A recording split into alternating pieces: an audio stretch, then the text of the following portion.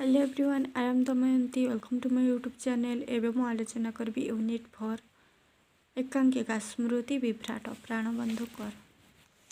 Question number 1।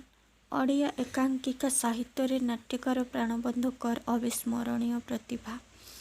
यार यथार्थता प्रतिपादन कर। ओडिया आधुनिक ओडिया एकांकिका साहित्य रे नाट्यकार प्राणबंधुकर थिले सारस्वत प्रतिभा।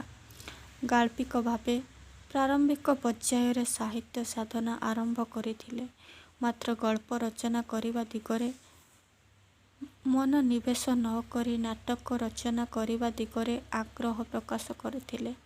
यह मुख्य कारण होउछि तांको गल्प गुड़िक थिला मात्राधिक संलापयुक्त। गल्परे घटनाक्रम रे नाटकीयतार भाव अधिक थाए। देखिबाको गले जेउ समय नाट्यकार प्राणबंधुकर एक अंकरे नाटक रचना कले, से समय ओडिशा रे एकांकिकार नाम शुणा जाई नाही। मात्र विदेश माटीरे यह स्वर शुणिबाको मिलिला। एकता मध्य अनेक जानी नाहंती। 1937 मसीहारे कविचंद्र कालीचरण जीवित दर्पण नामक गोटे छोट नाटक लेखि ताहार अभिनय करथिले। कौनसी धराबंधा पथर पथिक नथिले नाट्यकार प्राणबंधुकर। अजणा बाटर पथिक होई रोमांचित अनुभव को हृदय रे जाका देवा थिला तांकर सारस्वत साधनार परम व्रत। विदेशरू सीमेंट आमदानी करिबारे विश्वास करती नहीं। निज देशर उपादान यथा संभव व्यवहार करी पथटी को दीर्घस्थायी छायाच्छन्न सुसंस्कृत और अभाव नथिला। चरित्र मानंकरे मनस्तात्विक विश्लेषण कला बेले मध्य से निजर जातीयता को कदापि भूली नाहंती। जीवनर जटिलता को से अस्वीकार करी नाहंती। युद्धतर कालरे विभिन्न संक्रमण हेतु एहार क्षीय जेमिति क्रमशः अड़ुआ हेबारे लागिछि ताहाकु से मानि नियंती। ए क्षेत्र रे मध्य से जीवन प्रति भारतीय दृष्टिकोण को भूली नाहंती। आनंदर जेउ जीवनर सृष्टि आनंद मध्यरे जहार व्याप्ति एवं शेष आनंद मध्यरे जेउ जीवनर विलय तार परिणति को मध्य सेही भली आनंद मुख करने से निजर धर्म रूपे ग्रहण करिसंती। नारीर मनस्तात्विक विश्लेषण और मूल्यबोध को सुंदर भाव अवतारण करिसंती तांकर सारस्वत सृष्टि माध्यम रे। एपरि दृष्टांत साहित्यिक मानंकरे देखिबाको कम मिले। पंडित तथा समालोचक माने ताहार प्रत्येक आचरण को विश्लेषण करी मोटामोटी वर्तमान लेखिथिले, मात्र बिचारी ओडियाणी श्वेतपद्मा ओडिया सीमा पार होई बाहर को जाई पारि नाही। तुलनात्मक भावे विचार कले श्वेतपद्मा त्यागर परिमाण आदौ कम थिले बोली कहा जाई पारे नाही। श्वेतपद्मा थिले क्षीण स्वास्थ्य व्यक्ति माने किभली सहजरे गोटे मारात्मक रोगर शिकार हुअन्ति एकता मध्य से शुणिथिले। सेही दिन ठारू निजर भग्न स्वास्थ्य स्वामी को नहीं आरंभ होइथिला तार दुश्चिंता। एथिपाई जहा प्रतिकार बा ता मध्य से कष्ट स्वीकार करी रखुथिला, जहा अन्यमानंक पाखरे हास्यास्पद मने होइथिला। परिशेषरे तार सुखर संसार उजुड़ी जीवाको बसिला। अगत्या निरुपाय होई सेई असहाय नारीटी जेतेबेले मुह खोलिला सेतेबेले समस्त को स्तब्ध करिदेला। ता आगरे म्लान होई गले अनेक डोरा नोरा और फ्लोरा।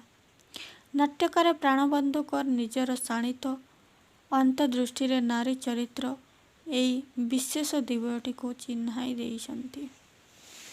ନାଟ୍ୟକାର ପ୍ରାଣବନ୍ଧୁ କର ନଗର ଜୀବନର କୋଳାହଳଠାରୁ ଦର୍ଶକମାନଙ୍କୁ ପଲ୍ଲୀର ଶାନ୍ତ ଶୀତଳ ବାତାବରଣ ମଧ୍ୟକୁ ନେଇଯାଇଥିଲେ। ପାଗଳ ଜନତାର ବାହାରେ ଏକାଙ୍କିକାର କଥାବସ୍ତୁରେ ଏକ ରୋମାଣ୍ଟିକ ପ୍ରେମ ହିଁ ସ୍ଥାନ ପାଇଥିଲା। ନାୟକ ନାୟିକା ହେଉଛନ୍ତି ସମାଜ ଜୀବନର ନିମ୍ନ ସ୍ତରର ଦୁଇ ତରୁଣ ତରୁଣୀ। ନିଜ ଅଭିଭାବକମାନଙ୍କ ମତରେ ଅବସ୍ଥାକୁ ମାନିନେଇ ସେମାନେ ନୀରବରେ ବସି ରହିନାହାନ୍ତି। ନିଜ ବାଟରେ ନିଜେ ବାଛି ନେଇଛନ୍ତି। ପ୍ରକୃତିର ସନ୍ତାନ ଏମାନେ। ପ୍ରକୃତିକୁ ହିଁ ସେମାନେ ସଂଗ୍ରହ କରନ୍ତି। ପ୍ରାଣରସ। ଏଥିରେ ଦୁଇଜଣ ବୟସ୍କ ପୁରୁଷ ଓ ସ୍ତ୍ରୀ ଲୋକର ପାରସ୍ପରିକ ଆକର୍ଷଣ ଏତେ ତାର ଦୁଃଖଦ ପରିଣାମକୁ ବର୍ଣ୍ଣିତ ହୋଇଛି। ବିରୋଧାଭାସରୁ ଏଠାରେ ଆରମ୍ଭ ହୁଏ ପ୍ରେମ। ଏମାନେ ଶିକ୍ଷିତ ମାତ୍ର ସଂଗୁପ୍ତ କାମନାର ଜ୍ୱାଳାରେ ପୀଡ଼ିତ। ଛାତି ଫାଟିଯାଏ ମାତ୍ର ଏଠାରେ ଫିଟେ ନାହିଁ। ଜଣେ ଜଣକୁ ମନ କଥା କହିବାକୁ ଚାହେଁ ମାତ୍ର କହିପାରେ ନାହିଁ। କହିବାକୁ ମନ ସ୍ଥିର କଲାବେଳେ ହୁଏତ ବିଳମ୍ବ ହୋଇ ସାରିଥାଏ। ଉପସଂହାରରେ ଦୃଷ୍ଟିରୁ ବିଚାର କଲେ ପ୍ରାଣବନ୍ଧୁଙ୍କର ସମସ୍ତ ଏକାଙ୍କିକା ଓଡ଼ିଆ ନାଟ୍ୟ ସାହିତ୍ୟରେ ଗୋଟିଏ ଗୋଟିଏ କୀର୍ତ୍ତିସ୍ତମ୍ଭ। ଆଧୁନିକ ମଣିଷର ମନସ୍ତାତ୍ତ୍ୱିକ ବିଶ୍ଳେଷଣ କରିବାରେ ଲେଖକଙ୍କ ଲେଖନୀ ଜୀବନ୍ତ ହୋଇ ଉଠିଛି। ବିଭିନ୍ନ ଚରିତ୍ର ମାଧ୍ୟମରେ ସେ ଏକାଙ୍କିକାଗୁଡ଼ିକୁ ସଫଳତାର ଶୀର୍ଷରେ ପହଞ୍ଚାଇ ପାରିବାରେ ସମର୍ଥ ହୋଇଛନ୍ତି।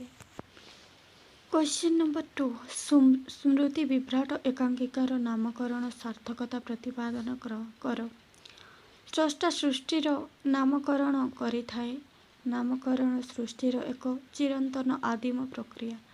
ନାମକରଣକୁ ଦୁଇ ଭାଗରେ ବିଭକ୍ତ ଯଥା ଭାବଭିତ୍ତିକ ଓ ବସ୍ତୁଭିତ୍ତିକ। ଭାବଭିତ୍ତିକ ନାମକରଣ ପାଠକ ହୃଦୟର ଗଭୀର ରେଖାପାତ କରିଥାଏ। ମନରେ ତନ୍ମୟ ଭାବ ସୃଷ୍ଟି କରିଥାଏ।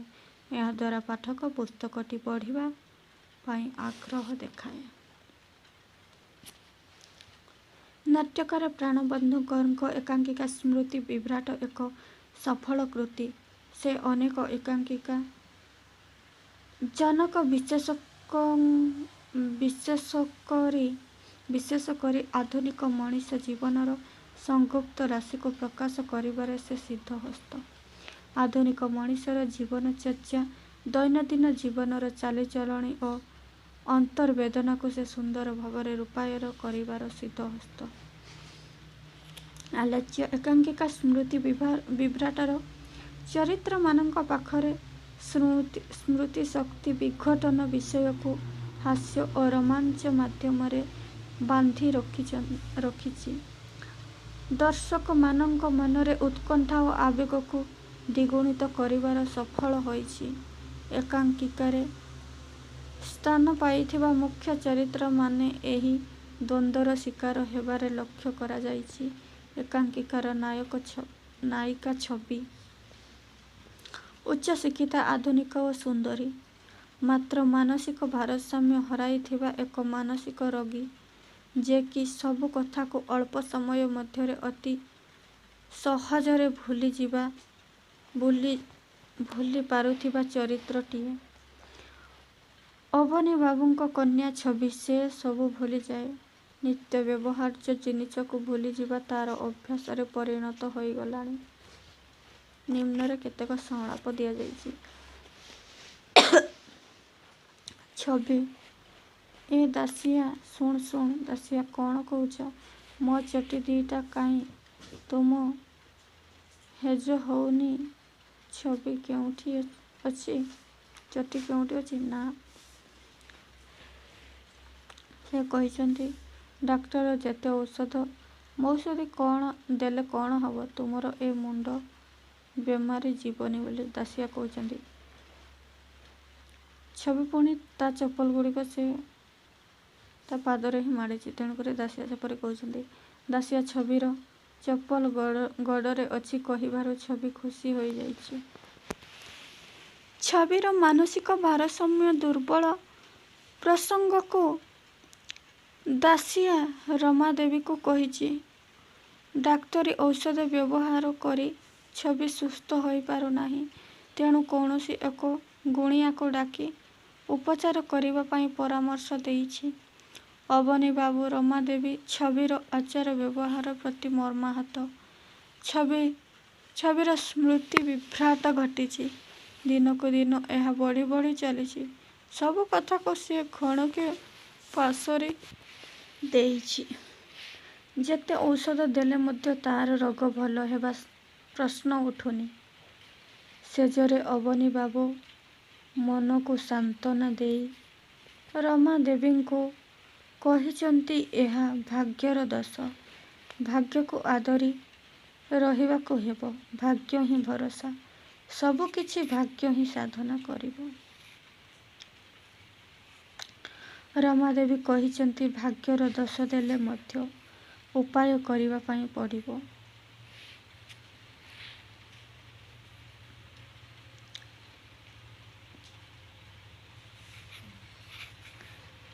କେବଳ ଚପଲ ନୁହେଁ, କଲମଟାକୁ ବ୍ଲାଉଜରେ ମାରି ପଢ଼ାଘରେ ଘଣ୍ଟା ଘଣ୍ଟା ସମୟ ଦେଇ କଲମ ଖୋଜିବାରେ ବ୍ୟସ୍ତ ଛବି। ମା ରମାଦେବୀ କଲମଟି ବ୍ଲାଉଜରେ ମାରି ଏଣେ ତେଣେ କାହିଁକି ଖୋଜୁଛୁ ବୋଲି କହି ଦେବା ପରେ ଅତି ମାତ୍ରାରେ ଖୁସି ଜାହିର କରିଛି ଛବି। ଜୀବନ ସାରା ଅବିବାହିତ ରହି ଚାକିରି କରି ପରିବାରର ପ୍ରତିପୋଷଣ କରିବା କଥା ବାପାଙ୍କୁ ଛବି କହିଲା ପରେ ବାପା କହିଛନ୍ତି, ଆଉ ମୋର କହୁଛି ବାହା ହେବ ନାହିଁ। ଚାକିରି କରିବ, ପଇସା କମେଇବ, ବାପାଙ୍କୁ ପୋଷିବ। ଅବନୀ ବାବୁ ଛବିର ବାହାଘର ପାଇଁ ଡାକ୍ତର ପ୍ରବୀରଙ୍କୁ ମନସ୍ଥ କରିଛି।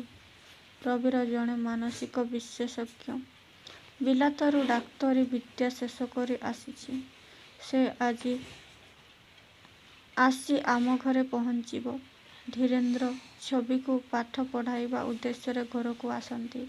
ଯେହେତୁ ପ୍ରବୀର ଆଜି ଘରକୁ ଆସିବ, ତେଣୁ ଧୀରେନ୍ଦ୍ରକୁ ଶୀଘ୍ର ବିଦା କରିବା ପାଇଁ ଅବନୀ ବାବୁ ଛବିକୁ ପ୍ରସ୍ତାବ ଦେଇଥିଲା। ହେଲେ ଛବି ଏକଥା ଧୀରେନ୍ଦ୍ରକୁ କହିବା ପାଇଁ ସମ୍ପୂର୍ଣ୍ଣ ଭାବେ ଭୁଲି ଯାଇଛି। ଧୀରେନ୍ଦ୍ର ବାବୁ ସବୁଦିନ 6ଟା ବେଳେ ପାଠପଢ଼ାକୁ ଆସନ୍ତି। ସେଦିନ 7ଟା ବେଳେ ଆସିବାରୁ ଧୀରେନ୍ଦ୍ର ଦୁଃଖ ପ୍ରକାଶ କରିଛନ୍ତି। ମାତ୍ର ଧୀରେନ୍ଦ୍ର 6ଟା କିମ୍ବା 7ଟା ବେଳେ ଆସନ୍ତି ସେ କଥା ବାପାଙ୍କୁ କହିବା ପାଇଁ ଛବି ଏକାବେଳକେ ଭୁଲି ଯାଇଥିଲା। ଅବନୀ ବାବୁ ନିଜେ ଛବିର ପଢ଼ାଘରକୁ ଆସି ମନେ ପକାଇ ଦେବାରୁ ସେ ଧୀରେନ୍ଦ୍ରକୁ ଶୀଘ୍ର ଚାଲିଯିବା କଥା କହିଛି। ଧୀରେନ୍ଦ୍ର ବାବୁ କାରଣ ପଚାରିବାରୁ ସେ କହିଛି, ଆଜି ଆଉ ଟିକିଏ ପରେ ଆମ ଘରକୁ ପ୍ରବୀର ବାବୁ ଆସିବେ। ସେ ପଚାରିଛନ୍ତି, ପ୍ରବୀର କିଏ? ଆପଣ ତାଙ୍କୁ ଜାଣନ୍ତିନି ବୋଲି କହିଛନ୍ତି। ମୁଁ ଯେ ସମସ୍ତଙ୍କୁ ଜାଣିବେ ଏହା କେଉଁଠି ଲେଖା ଅଛି? ସେ ବିଲାତରୁ ମେମୋରି ଏକ୍ସପର୍ଟ ହୋଇ ଆସିଛନ୍ତି ବୋଲି ଛବି କହିଛନ୍ତି। ତାପରେ ସୁଶାନ୍ତ ତାର ସାଙ୍ଗ ହେମନ୍ତକୁ ଘରକୁ ଡାକି ଆଣିଛି। ସେ ପଳେଇଛନ୍ତି। ଧୀରେନ୍ଦ୍ର ପଳେଇଛନ୍ତି। ତାପରେ ସୁଶାନ୍ତ ଆସିଛନ୍ତି। ହେମନ୍ତର ଗୀତ ବୋଲିବା ଏକ ସଉକ। ରକନ ରୋଲର ଗୀତ ଗାଇବାରେ ହେମନ୍ତ ଏକ୍ସପର୍ଟ। ହେମନ୍ତ ରକନ ରୋଲ ଗୀତ ଶୁଣି ସଂଜ୍ଞାହୀନ ହୋଇପଡ଼ିଛି ଛବି। ଏ ଦେହ ବିଷୟରେ ଜାଣିଲେ ହୁଏତ ପ୍ରବୀର ଛବିକୁ ବିବାହ କରିବାକୁ ମନା କରିଦେଇପାରେ। ମାତ୍ର ରମାଦେବୀ ଛବିର ଦେହ ବିଷୟରେ ପ୍ରବୀରକୁ ସବୁ ଖୋଲି କହିଦେଇଛି। ଛବିର ସ୍ମୃତିଶକ୍ତି ହ୍ରାସ ପାଇବା ପରି ପ୍ରବୀରର ମଧ୍ୟ ଘଟିଛି। ଅବନୀ ବାବୁ ପ୍ରବୀର ସହ ବିବାହ ନ କରିବାକୁ ମନସ୍ଥ କରିଛନ୍ତି। ପ୍ରବୀର ସ୍ମୃତିଶକ୍ତି ସମ୍ପର୍କରେ ଛବି କହିଛନ୍ତି, ଏସବୁ ବାଜେ କଥା।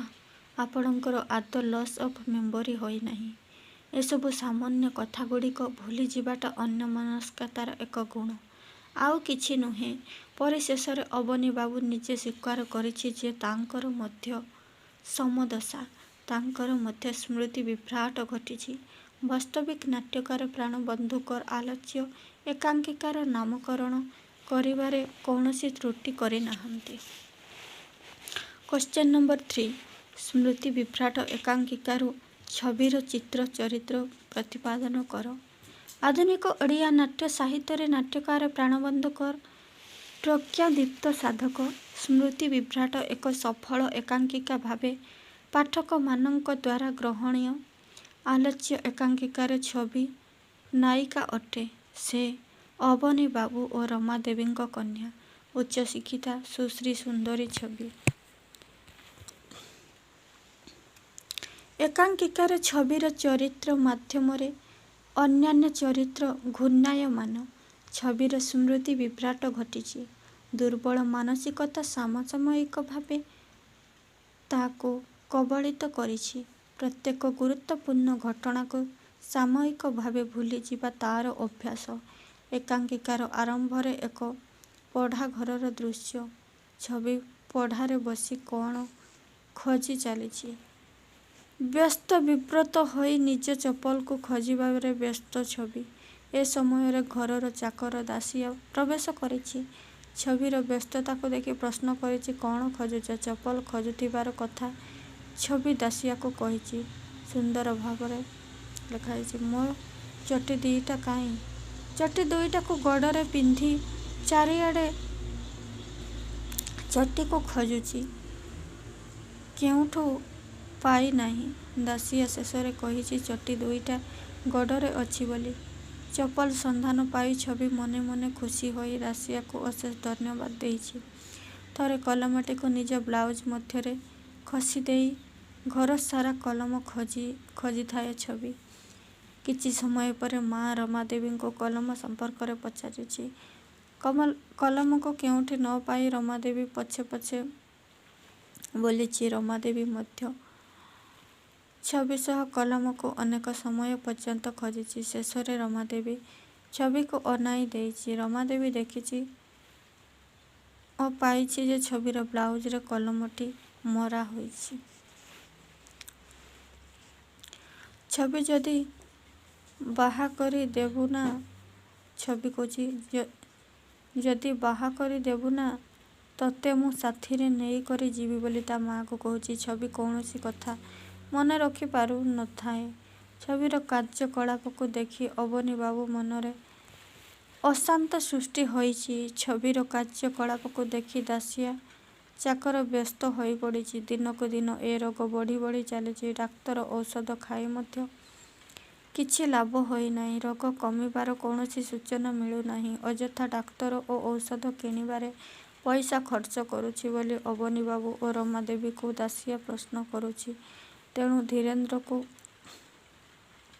ପ୍ରବୀର ସହ ଛବିର ବିବାହ ସ୍ଥିତି ରଖିଛନ୍ତି ଅବନୀବାବୁ। ଆଜି ସେ ଛବିକୁ ଦେଖିବାକୁ ଆସିବେ। ତେଣୁ ଧୀରେନ୍ଦ୍ରକୁ ଘରୁ ଶୀଘ୍ର ବିଦା କରିଦେବା ପାଇଁ ଅବନୀବାବୁ ଛବିକୁ ଜଣାଇ ଦେଇଛନ୍ତି। ଧୀରେନ୍ଦ୍ର ଥିଲା ଛବିର ଟିଉସନ ସାର୍। ଛବିକୁ ପାଠ ପଢ଼ାଇବା ପାଇଁ ପ୍ରତ୍ୟହ ସେ ଅବନୀବାବୁଙ୍କ ଘରକୁ ଆସିଥାଏ। ପ୍ରବୀର ଆସିବା କଥା ଜାଣି ଅବନୀବାବୁ ଛବିକୁ କହିଛି ଧୀରେନ୍ଦ୍ରକୁ ଶୀଘ୍ର ପଠାଇବା ଦେବା ପାଇଁ। ଛବି କହୁଛି, ଆପଣ ଶୀଘ୍ର ଯିବେ ସାର୍? କାହିଁକି? କହୁଛି, ସାର୍ ହଠାତ୍ କ'ଣ ହେଲେ ମନେ ପଡ଼ୁନି କଥାଗୁଡ଼ାକ। ପରେ ଆମ ଘରକୁ ପ୍ରବୀର ଆପଣ ଯିବା ପରେ ଆମ ଘରକୁ ପ୍ରବୀର ଆସିବେ। ଛବି ଧୀରେନ୍ଦ୍ରକୁ ପଠାଇ ଦେଇଛି। ରକନ୍ ରୋଲ୍ ଗୀତ ଶୁଣିବାକୁ ଛବି ପ୍ରବଳ ଆଗ୍ରହ। ଛବିର ଭାଇ ସୁଶାନ୍ତ, ସୁଶାନ୍ତର ସାଙ୍ଗ ହେମନ୍ତ। ହେମନ୍ତ ରକନ୍ ରୋଲ୍ ଗୀତକୁ ସୁନ୍ଦର ଭାବରେ ଗାନ କରିପାରେ। ଛବିକୁ ରକନ୍ ରୋଲ୍ ଗୀତ ଶୁଣାଇବା ପାଇଁ ସୁଶାନ୍ତ ହେମନ୍ତକୁ ଘରକୁ ଡାକି ଆଣିଛି। ଛବିକୁ ସୁଶାନ୍ତ ଗୀତ ବିଷୟରେ ପୂର୍ବରୁ ଜଣାଇଛି, କିନ୍ତୁ ସେକଥା ଛବିର ଆଦୌ ମନେ ନାହିଁ। ବାରମ୍ବାର ସୁଶାନ୍ତ ମନେ ପକାଇବାରୁ ମଧ୍ୟ ସ୍ମୃତି ବିଭ୍ରାଟ ଯୋଗୁଁ ତା'ର ମନେ ନାହିଁ। ହେମନ୍ତ ସୁଶାନ୍ତ ରକନ୍ ରୋଲ୍ ଗୀତ ଗାଇ ନାଚି ଉଠିଛନ୍ତି। ଘରଟା ନାଚ ଗୀତରେ କମ୍ପି ଉଠିଛି। ଘରେ ଏଭଳି କାମକୁ ଅବନୀ ବାବୁ ବିରୋଧ କରିଛନ୍ତି। ରାଗି କରି ପାଟି କରି ରକନ୍ ରୋଲ୍ ଗୀତଟିକୁ ଶୁଣି ଛବି ମୂର୍ଚ୍ଛା ହୋଇ ପଡ଼ିଛି। ଛବିକୁ ଅବନୀ ବାବୁ ତଳୁ ଉଠାଇଛନ୍ତି। ଡାକ୍ତର ଡକାଇ ଛବିକୁ ଦେଖାଇଛନ୍ତି। ଗୀତ ଶୁଣି ଏପରି ଅବସ୍ଥା ହୋଇଛି ବୋଲି ଛବି ଜଣାଇଛି। ଛବିକୁ ପ୍ରବୀର ଯେଉଁ କଥା କହୁଥାଏ ତା ମୁଣ୍ଡରେ କିଛି ପଶୁ ନଥାଏ। ତାର ମେମୋରିରେ ଭୀଷଣ ବିଭ୍ରାଟ ଘଟିଛି ବୋଲି ଛବି ଭାବୁଛି। ଛବି ପ୍ରବୀରର ପେସେଣ୍ଟ। ପ୍ରବୀର ଛବି ଭଳି ପେସେଣ୍ଟ ବିଲାତରୁ ଫେରୁ ଫେରୁ ପାଇବା ବହୁତ ଖୁସି ହୋଇଛି। ଛବିର ଚିକିତ୍ସା ଆରମ୍ଭ କରିବା ପାଇଁ ଚାହିଁଛି। ସେଦିନ ବାର ଭଲ ନଥିବାରୁ ଚିକିତ୍ସା ଆରମ୍ଭ କରିନାହିଁ। ଛବି ପ୍ରବୀରକୁ ବିଭାଘର ପ୍ରସଙ୍ଗରେ କହିଛି। ବିଭାଘର ପ୍ରସ୍ତାବ ବୋଧହୁଏ କାହା ସହିତ କାହାର ବୋଲି ପ୍ରବୀର କହିଛି। ଛବି କାହା ସହିତ କାହାର? ରୁହନ୍ତୁ ମନେ ପଡ଼ିଲାଣି। ଓ ତମ ସାଥିରେ ମୋର? ପ୍ରବୀର କହିଛନ୍ତି। ଛବି କହିଛନ୍ତି ହଁ, ସେଇଟା କୁଆଡ଼େ ଭାଙ୍ଗିଯିବ। ଏସବୁ ବାଜେ କଥା। ଆପଣ ଆଦୌ ଲସ୍ ଅଫ୍ ମେମୋରି ହୋଇନାହିଁ। ଏସବୁ ସାମାନ୍ୟ କଥାଗୁଡ଼ିକ ଭୁଲିଯିବା ଅନ୍ୟମନସ୍କତାର ଗୁଣ, ଆଉ କିଛି ନୁହେଁ। ଛବିର ସ୍ମୃତି ଶକ୍ତି ଯେପରି ବିଭ୍ରାଟ ହୋଇଛି, ଅନୁରୂପ ଭାବରେ ପ୍ରବୀରର ମଧ୍ୟ ସମଦଶା। ପ୍ରବୀର ବାବୁଙ୍କ କଥାବାର୍ତ୍ତା ହାବଭାବକୁ ଠଉରାଇ ଅବନୀ ବାବୁ ଛବିକୁ ପ୍ରବୀର ସହିତ ବିବାହ ନ କରିବା ପାଇଁ ଚିନ୍ତା କରିଛି। ଉପସଂହାରରେ ନାଟ୍ୟକାର ପ୍ରାଣବନ୍ଧୁ କର ଆଲୋଚ୍ୟ ଏକାଙ୍କିକା ସ୍ମୃତି ବିଭ୍ରାଟରେ ଛବିର ଚରିତ୍ରକୁ ମନୋଜ୍ଞ ଭାବରେ ଉପସ୍ଥାପନ କରିଛନ୍ତି। କ୍ୱେଶ୍ଚନ ନମ୍ବର 4 ସ୍ମୃତି ବିଭ୍ରାଟ ଏକାଙ୍କିକା ନାଟକର ପ୍ରାଣବନ୍ଧୁ କରଙ୍କ ସଂଳାପ ସଂଯୋଜନା ଓ ଚରିତ୍ର ଚିତ୍ରଣ ସମ୍ପର୍କରେ ଏହାର ସତ୍ୟତା ପ୍ରତିପାଦନ କର। ସଂଳାପ ହିଁ ନାଟକର ପ୍ରାଣ। ସଂଳାପ ମାଧୁର୍ଯ୍ୟମୟ ଅଭିବ୍ୟକ୍ତି ନାଟକ ହୋଇଥାଏ ସଫଳ। ବଳିଷ୍ଠ ସଂଳାପ ବା ନାଟକୀୟ ଉଦ୍ଦେଶ୍ୟକୁ ସାର୍ଥକ କରିଥାଏ। ଏକ ସୀମିତ କ୍ଷୁଦ୍ର ଘଟଣାକୁ ଏକାଙ୍କିକାରେ ମାର୍ମିକ ରୂପ ଦେଇପାରେ। ଏହି ସୀମିତ ଘଟଣା ବା କାହାଣୀକୁ ରୂପ ଦେବା ପାଇଁ ଆବଶ୍ୟକୀୟ ବଳିଷ୍ଠ ଭାବବାହୀ ଭାଷା ସୂକ୍ଷ୍ମ ନିରସ ବ୍ୟକ୍ତି ଦ୍ୱାରା ଚରିତ୍ର ଅଭ୍ୟନ୍ତରର ଗୁଣାବଳୀ ସହଜରେ ପ୍ରତିପାଦିତ ହୋଇପାରେ ନାହିଁ। ଉପରୋକ୍ତ ସଂଳାପ ସଂଯୋଜନା କରି ଚରିତ୍ରମାନଙ୍କୁ ସଫଳ କରିଛନ୍ତି ନାଟ୍ୟକାର ପ୍ରାଣବନ୍ଧୁ କର। ଚାକର ଦାସିଆ ମୁଖରେ ଯେପରି ସଂଳାପ ଆବଶ୍ୟକତା ଦରକାର ନାଟ୍ୟକାର ତାକୁ ନିଖୁଣ ଭାବରେ ଜଣାଇଛନ୍ତି। ଏକାଙ୍କିକାର ଆରମ୍ଭ ହୁଏ ଛବି ପଢ଼ା ଘରୁ। ଛବି ତାର ଚପଲକୁ ଖୋଜୁଛି ଚାକର ଦାସିଆ ମୁଖରେ। ନାଟ୍ୟକାର କହିଛନ୍ତି କ'ଣ ଖୋଜୁଛ? ଛବି କହିଲି ପରା ଖୋଜୁଛି। ଦାସିଆ ଦେଇ ଦେଖ ଝିଅ, କହିବା ଢଙ୍ଗ। କିଏ କ'ଣ ଖୋଜୁଛ? ଛବି ସତରେ ମୋ ଦାସିଆ ମନେ ପଡ଼ୁନି।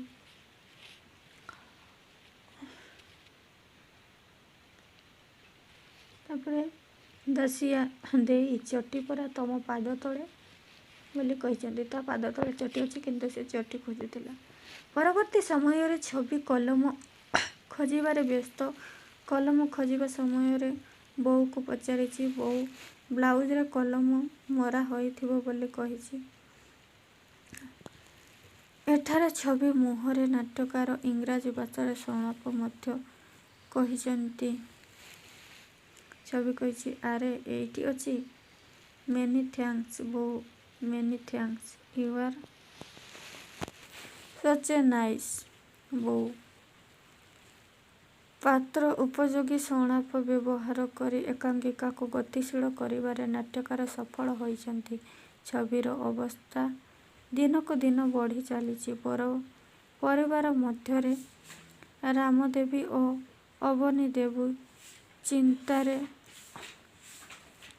ଅଛନ୍ତି। ଅବନୀ ବାବୁ ରମାଦେବୀଙ୍କୁ ଛବିର ମାନସିକ ଅବସ୍ଥାକୁ ଦେଖି ସୁନ୍ଦର ଭାବେ କହିଛନ୍ତି। ଅବନୀ କହିଛି କାହାକୁ ପାରି ହେବନି ଛବି ବୋଉ। ରମା କହିଛି କାହାକୁ? ଆଉ ତମ ଝିଅକୁ? କ'ଣ ହେଲା ଛବି? ଛବି ରକନ ରୋଲ ଗୀତ ଶୁଣିବାକୁ ଭାରି ଭଲ ପାଏ। ଛବିର ଭାଇ ସୁଶାନ୍ତ ସେ ତାର ସାଙ୍ଗକୁ ଆଣିଛି ଛବିକୁ ଗୀତ ଶୁଣାଇବାକୁ। ଛବି ଗୀତ ଶୁଣିବାକୁ ପ୍ରସ୍ତୁତ। ହେମନ୍ତ ରକନ ରୋଲ ଗୀତ ବୋଲିବାରେ ଓସ୍ତାଦ। ଅବନୀ ବାବୁ ବିରକ୍ତ ହୋଇ ହେବେ ବୋଲି ହେମନ୍ତ ଡରି ଯାଇଛି। ପରବର୍ତ୍ତୀ ସମୟରେ ଗୀତ ଶୁଣି ମୂର୍ଚ୍ଛା ହୋଇ ପଡ଼ିଛି ଛବି। ସେ ମୂର୍ଚ୍ଛା ହୋଇ ପଡ଼ିବାରୁ ଅବନୀ ବାବୁ ସୁଶାନ୍ତ ଉପରେ ବିରକ୍ତ ପ୍ରକାଶ କରିଛନ୍ତି। ଅବନୀ ବାବୁ ରମାଦେବୀଙ୍କୁ ଡାକି କହିଛନ୍ତି ଆଲୋଚ୍ୟ ଏକାଙ୍କିକାରେ ମଧ୍ୟ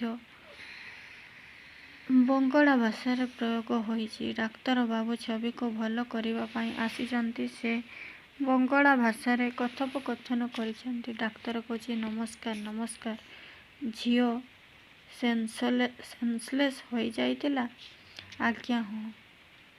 ହାଁ ଆଉ କିଛି ଡରିବାର ନଥାଉ। ଏପରି କଥା ହୋଇଛନ୍ତି। ନାଟ୍ୟକାର ପ୍ରବୀର ମୁଖରେ ମଧ୍ୟ ଉଚ୍ଚ ଶିକ୍ଷିତ ସଂଳାପ ପ୍ରଦାନ କରିଛନ୍ତି। ପ୍ରବୀର ଥିଲେ ମେମୋରି ଏକ୍ସପାର୍ଟ। ସେ ବିଲାତରେ ରହି ମେମୋରି ବିଷୟରେ ପାଠ ଶେଷ କରି ଆସିଥିଲେ। ପ୍ରଥମେ ସେ ଛବି ଘରକୁ ଆସିଛନ୍ତି। ଛବି ସହିତ ପ୍ରବୀରର ବିବାହ ସ୍ଥିର ହୋଇଥିଲା। ପ୍ରବୀର ଛବି ଘରେ ପହଞ୍ଚି ଦେଖିଛି ଛବିର ଦେହ ଭଲ ନାହିଁ। ତେଣୁ ସେ ଛବିର ଚିକିତ୍ସା ଆରମ୍ଭ କରିବାକୁ ଚାହିଁଛି। ସେ କହିଛି ପ୍ରବୀର ଶୁଣ ତୁମର ମେମୋରି ଲସ୍ର କାରଣ ହେଉଛି ଦୁଇଟା। ପ୍ରଥମ ହେଉଛି ଛବିର ସ୍ମୃତି ବିଭ୍ରାଟ ଯୋଗୁଁ ପ୍ରବୀର ତାକୁ ଚିକିତ୍ସା କରିଛି। ପ୍ରବୀର ମଧ୍ୟ ସ୍ମୃତି ବିଭ୍ରାଟ ଘଟିଛି। ସେ ମଧ୍ୟ ଛୋଟ ଛୋଟ ଜିନିଷ ରଖି ଖୋଜି ଚାଲୁଥାଏ, ପାଉନଥାଏ। ଦାସିଆ ହାତରେ ବିଭିନ୍ନ ଜିନିଷ ମଗାଉଛି। ତାହାର ନୋଟ୍ ବୁକ୍ ରଖି ମଧ୍ୟ ସେ ଖୋଜି ଚାଲିଛି। ଆଖିରେ ଚଷମା ଲଗାଇ ମଧ୍ୟ ଚଷମା ଖୋଜୁଛି। ଶେଷରେ ଛବି କହିଛି ଏ ସ୍ମୃତି ବିଭ୍ରାଟ ନୁହେଁ, ଏହା ଏକ ଅନ୍ୟମନସ୍କତା ଯୋଗୁଁ ହିଁ ଆଜି ମଣିଷ ଏପରି ଘଟିଛି ବୋଲି କହିଛି। ଶେଷରେ ଅବନୀ ବାବୁ ତାଙ୍କ ସଂଳାପ ମାଧ୍ୟମରେ କହିଛନ୍ତି ଅବନୀ ହଁ ଅସମ୍ଭବ ନୁହେଁ। ତୁମେ ମେମୋରି ଏକ୍ସପାର୍ଟ। ତୁମର ଭୁଲ ହେବା କଥା ନୁହେଁ। ଲସ୍ ଅଫ୍ ମେମୋରିଟା ତେବେ ମୋର, ତମ ଦୁହିଁଙ୍କର ନୁହେଁ ତ? ପରିଶେଷରେ ଏତିକି କହିବା ପରେ ନାଟ୍ୟକାର ପ୍ରାଣବନ୍ଧୁକର ଆଲୋଚ୍ୟ ଏକାଙ୍କିକା ସ୍ମୃତି ବିଭ୍ରାଟରେ ସୁନ୍ଦର ସଂଳାପ ସଂଯୋଜନା କରି ଯେପରି ଦର୍ଶକ ଓ ପାଠକ ମନରେ ଉତ୍କଣ୍ଠା, ଆବେଗ ଓ ଆଗ୍ରହ ଦ୍ୱିଗୁଣିତ କରିଛନ୍ତି ତାହା ବେଶ୍ ଉପଭୋଗ୍ୟ। ସଂଳାପର ବୈଚିତ୍ର୍ୟ ଦୃଷ୍ଟିରୁ ସ୍ମୃତି ବିଭ୍ରାଟ ଏକାଙ୍କିକା ଯେ ଚାତୁର୍ଯ୍ୟପୂର୍ଣ୍ଣ ଏହା ନିଃସନ୍ଦେହ କୁହାଯାଇପାରେ। କ୍ୱେଶ୍ଚନ ନମ୍ବର 6 ନାଟ୍ୟକାର ପ୍ରାଣବନ୍ଧୁ କରଙ୍କ ଦ୍ୱାରା ରଚିତ ଏକାଙ୍କିକା ସ୍ମୃତି ବିଭ୍ରାଟରେ ଅନେକ ଚରିତ୍ରମାନଙ୍କର ଜୀବନ ଓ ବାସ୍ତବଧର୍ମୀ ଅଭିନୟ ଏକାଙ୍କିକାକୁ କାଳଜୟୀ କରିପାରିଛି। ଏହାର ସତ୍ୟତା ପ୍ରତିପାଦନ କର। ଉତ୍ତର ଉପନ୍ୟାସ, ନାଟକ, କ୍ଷୁଦ୍ର ଗଳ୍ପ ପରି ଏକାଙ୍କିକାରେ ମଧ୍ୟ ବହୁ ଚରିତ୍ର ଆବଶ୍ୟକ ଥାଏ। ମୁଖ୍ୟ ଚରିତ୍ର ଓ ଗୌଣ ଚରିତ୍ରମାନଙ୍କ ସମାବେଶ ଓ ସେମାନଙ୍କର ସଂଳାପ ସାହିତ୍ୟର ଉପନ୍ୟାସ, ନାଟକ ଓ କ୍ଷୁଦ୍ର ଗଳ୍ପକୁ ସ୍ୱତନ୍ତ୍ର ପ୍ରଦାନ କରିବାରେ ସାହାଯ୍ୟ କରିଥାଏ। ମୁଖ୍ୟ ଚରିତ୍ରକୁ କେନ୍ଦ୍ର କରି ଗୌଣ ଚରିତ୍ରମାନେ ବିଷୟବସ୍ତୁକୁ ଗତିଶୀଳ କରିବାରେ ସହଯୋଗ କରିଥାନ୍ତି। ଏକାଙ୍କିକା ସୃଷ୍ଟି କଲାବେଳେ ଲେଖକ ଚରିତ୍ର ସମ୍ପର୍କରେ ନିମ୍ନ ବିଷୟରେ ପ୍ରତି ସତର୍କ ଦୃଷ୍ଟି ରଖିଛନ୍ତି ଯଥା କରି ସଂସାରରେ ମୃତ୍ୟୁ ହେଉଛି ବା ଜୀବିତ ହେଉ, ପରଲୋକଗତ ବା କଳ୍ପନା ଲୋକରେ ବିଚରଣ କରୁଥିବା ଗୁଣ ଏହାର ଚରିତ୍ର ଉପରେ ଆରୋପିତ ହେବା ଉଚିତ ନୁହେଁ। ଖରେ ଚରିତ୍ର ମଧ୍ୟରେ ପାଠକ ଓ ଦର୍ଶକମାନଙ୍କୁ ଆକର୍ଷଣ କରିବାର କ୍ଷମତା ଜରୁରୀ ଥିବା ଆବଶ୍ୟକ। ଏକାଙ୍କିକା ପାଇଁ ସର୍ବନିମ୍ନ ଚରିତ୍ରମାନଙ୍କ ଅବତାରଣ କରିବା ଉଚିତ। एकांकिका चरित्र पूर्ण नुहे। प्राणबंधुकर थिले ओडिया नाट्य जगतर श्रेष्ठ नाट्यकार। मुख्यतः से एकांकिका रचना करिबारे थिले सिद्धहस्त। स्मृति विभ्राट एकांकिका एक अन्यन्य धर्मी एकांकिका। से एथिरे मनीष जीवनर मने रखिबा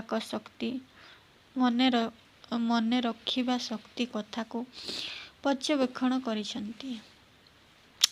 निम्न एकांकिका स्थान पाइथिबा केतोटी चरित्र। एकरे अबनी बाबू। अबनी बाबू छबिर पिता। झील छबिर स्मृति शक्ति लोप को देखि से व्यस्त आउ विव्रत। छवि को आरोग्य करिबा पाई डाक्तर मानक परामर्श नेई औषध आनी छवि को देइचंती, मात्र छबिर आरोग्य लाभ करि नाही। बरं तार रोगटी क्रमशः बढ़ी बढ़ी चलीछि। निरुपाय होई भाग्य आउ कर्म को दोष देइचंती अबनी बाबू। एही प्रसंगरे अबनी बाबू कहिचंती, जेउठी औषधर कमाल नाही सेठी भाग्य नुहे तो आउ कौन होई पारे।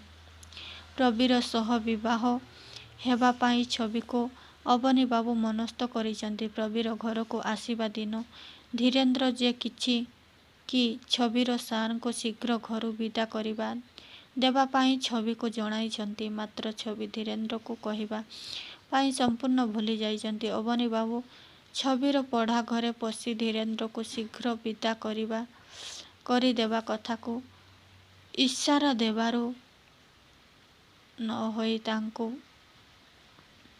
देबारु छबिर मने पड़िछि। तापरे आसचंती रमा देवी। से होचंती छबिर माँ। अबनी बाबूंको पत्नी रमा देवी जड़े सुगृहिणी, सरल अमायिक भद्र महिला। रमादेवी निजर एकमात्र झील भुलाणिया मन को देखि से विव्रत। झील छवि दिन को दिन एपरी अवस्था को देखि से विचलित। थरे छवि निजर ब्लाउज रे कलम खसी दे घर बाहर सबुआड़े कलम खोजुथिला। कलम संधान सूचाई देला परे छवि अति मात्रा रे खुशी होई जाइछि एवं बोऊ रमा को धन्यवाद देइछि।